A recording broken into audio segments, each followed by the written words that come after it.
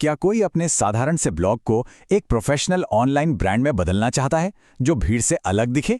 यकीन मानिए, ये जितना सोचा जाता है उससे कहीं ज्यादा आसान है। और ये सब सिर्फ एक जरूरी कदम से शुरू होता है। तो चलिए इस सफर में गोता लगाते हैं। ये देखिए, यहाँ पर जो मेन फर्क है वो बिल्कुल साफ है। ये सिर्फ एक छोटा मोटा बदलाव नहीं है। ये एक उधार के पते से निकलकर अपनी खुद की एक प्रोफेशनल पहचान बनाने जैसा है।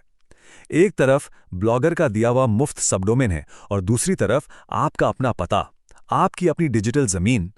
तो अब जब हम ये अंतर समझ गए हैं तो सवाल ये है कि आखिर ये इतना जरूरी क्यों है। देखिए, एक कस्टम डोमेन किसी के ब्लॉग के भविष्य के लिए पहला और सबसे जरूरी इन्वेस्टमेंट होता है। जरा सोचिए, एक कस्टम डोमेन से कोई भी साइट तुरंत ज्यादा भरोसेमंद और सीरियस लगने लगती है। इससे सिर्फ विजिटर्स का भरोसा ही नहीं बढ़ता बल्कि ब्रांडिंग भी मजबूत होती है। और तो और गूगल भी इसे एक अथॉरिटी की तरह देखता है, जिससे सर्च रैंकिंग बेहतर होती है। और हाँ, एडसेंस जैसे प्लेटफॉर्म्स भी एक प्रोफेशनल डोमेन को ज्यादा पसंद करते हैं, जिससे अप्रूवल मिलना आसान हो जाता है। ये एक लाइन सब कुछ कह देती है। ब्लॉग तो हमेशा से किसी का अपना ही था, लेकिन एक कस्टम डोमेन इसे एक शौक से एक प्रोफेशनल डिजिटल पहचान में बदल देता है। एक ऐसा पता जो पूरी तरह से आपका है। तो अब सवाल आता है, अपने लिए सही डोमेन कैसे चुनें? देखिए, ये सिर्फ एक नाम चुनने के बारे में नहीं है। ये अपने डिजिटल घर के लिए सही पता चुनने जैसा है। और यहाँ एक्सटेंशन भी बहुत मायने रखता है। ज्यादातर नए लोगों के लिए .com सबसे अच्छा ऑप्शन है। ये दुनिया भर में पहचाना जाता है और भरोसेमंद माना जाता है। लेकिन मान लीजिए कि ऑडियंस किसी खास देश जैसे भारत में है, तो .in डोमेन ज्यादा असरदार हो सकता है।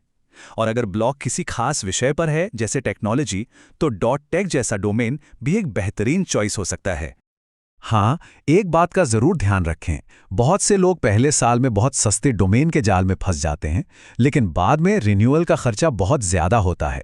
इसलिए हमेशा GoDaddy या नेमचीप जैसे भरोसेमंद प्लेटफॉर्म पर ही इन्वेस्ट करें। चलिए, अब आते हैं टेक्निकल सेटअप पर।